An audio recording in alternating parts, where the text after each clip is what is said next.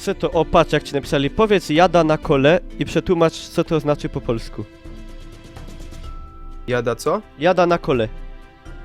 Jadę na kole? No. Ja mam to przetłumaczyć? No, co to po polsku by znaczyło? No, że jadę na kole. Albo jadę się napić coli.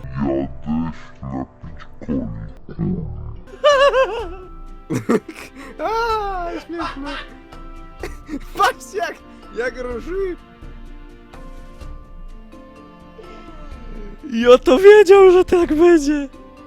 No po co żech się pytał? Kamil! No co? Koło to jest rower po śląsku. A nie można powiedzieć Jada na rower? kole to jest jadę na rowerze.